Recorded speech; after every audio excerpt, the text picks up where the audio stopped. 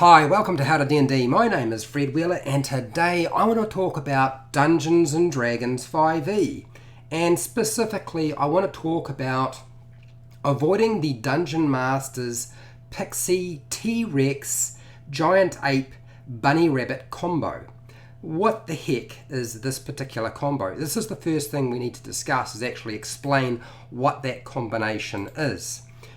It might be known by some people, it might not be known by everybody. So I want to make it completely clear what this particular combination is, but I also want to explain why a Dungeon Master will use this combination, and at the end of the video I'll explain to you how to avoid having to deal with this combination. So first off, I'm going to explain how basically what it is. What is the DM Pixie T-Rex Giant Ape Bunny Rabbit combo? This is basically when the Dungeon Master uses pixies. They decide to use pixies and they have those pixies cast polymorph. Now polymorph is a very powerful spell, as everybody knows, and you can do a lot with polymorph. Now pixies have superior invisibility, which is concentration. They're also very tiny, so that can make them very hard to sort of spot. Now, they don't cast polymorph on themselves. These pixies that the Dungeon Master uses, they don't cast the polymorph spell on themselves because that would require them to engage in some sort of violent activity, and also it would require a whole lot of concentration checks every time the player's characters try to cause damage, should I say, to the transformed pixie. So they don't cast polymorph on themselves. The number of pixies can be quite small, but as a general rule, a Dungeon Master, if they're using this particular strategy, is probably going to use quite a lot, use a large number. And this is because the challenge rating is quite low. It's only a quarter CR, and also the goal of the Dungeon Master is very different now. So what are they doing with these? What they're going to do is they're never going to reveal themselves when they cast the spell. They're small, they're hard to spot, they're not particularly aggressive, so they don't really get normally, although the Dungeon Master has every right and certainly has every opportunity to change the way that their pixie operates. So they probably won't put themselves in harm's way. And as I said, the pixie's size does mean that they are tiny, they have a really good stealth modifier, they have superior invisibility. Provided they don't fly, they won't leave a little trail of sparkly dust behind them. So it makes them very hard to find, and all they need to do is just hide behind total cover when they cast the spell. So what do they do with polymorph? Well, the pixies have a chat with their friendly woodland creatures.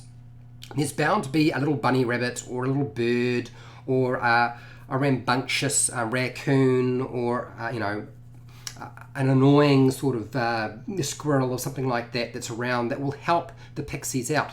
So they'll collect a bunch of these little woodland creatures together, and they'll transform them using polymorph into, well, if you're lucky, into one of these. No, they're not going to transform them into a cute bunny rabbit that is a unicorn. No, that's not what they're going to do. In fact, if you're really unlucky and the Dungeon Master is feeling particularly vengeful, possibly very annoyed, they might select a woodland creature like a family of badgers. Now, badgers just don't want to give up on anything. Bunny rabbits, little birds, squirrels, raccoons are probably not going to fight to the death, and they're certainly not going to give you quite so much trouble, even if they are transformed into something else. No, they're going to get transformed into giant apes. Giant apes. So you could wind up with a whole bunch of giant apes, and if you're really unlucky, you could also wind up with them being transformed into basically a T-Rex. A whole bunch, a herd of T-Rexes is going to make a pretty big mess of the player's characters. And there's obviously always an opportunity to mix it up a little bit, have a few T-Rexes, have a few giant apes, King Kong creatures. What is this all in aid of? Well, essentially, this herd of T-Rexes or giant apes is going to proceed to stomp the party. literally crush them. Okay, stomp the party into the ground until either they have been sufficiently challenged, or should I say penalized is not necessarily the way I would say it. I would say punished for whatever they have done that has annoyed the Dungeon Master. So yes, challenged. Probably there's going to be a TPK. I would imagine a herd of giant apes or T-Rexes is probably going to crush the player's characters completely, which is unfortunate. We don't really want that happening.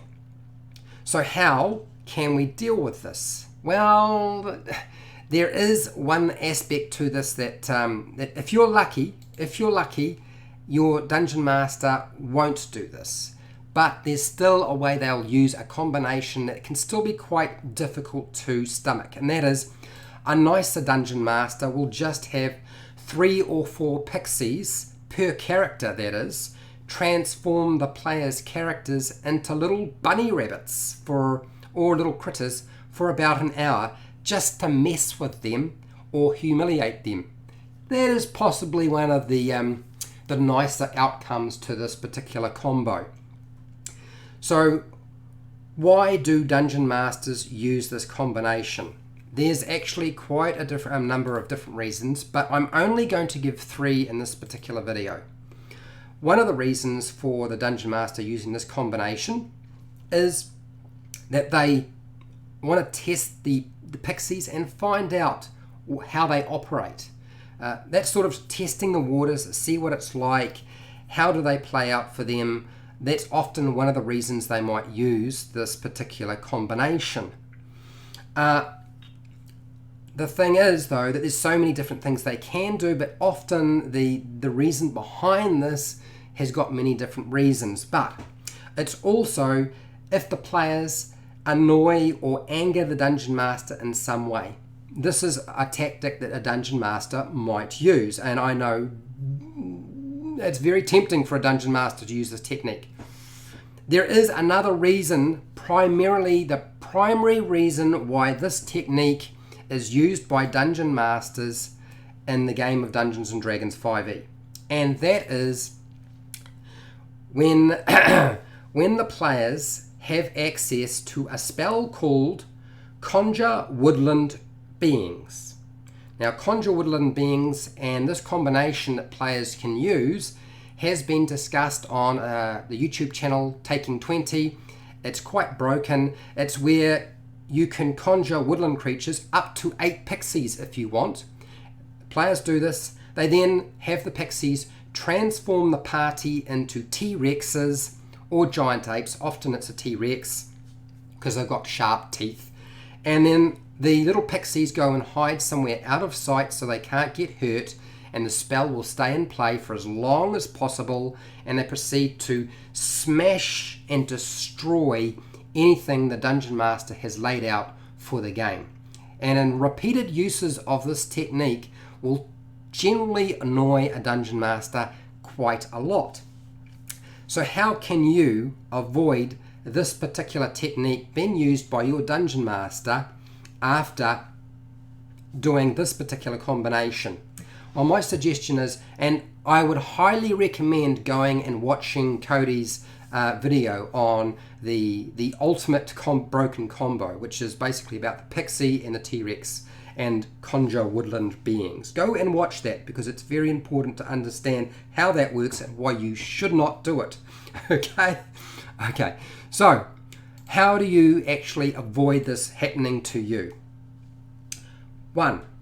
Don't cast the spell Conjure Woodland Beings and turn the party into T-Rexes and roll them out and squash the DM's monsters over and over again. Once is entertaining and kind of funny. Repeated uses will usually annoy and make your Dungeon Master quite angry. Another thing you could possibly do is just don't do things that annoy or anger your Dungeon Master. Pray to the gods that the Dungeon Master doesn't use pixies. Because whether you realize it or not, pixies are extremely powerful just because of the types of spells they have access to. Now, pixies aren't particularly aggressive, but Dungeon Master can change pretty much anything on the stat block, and there's not much you can do about it.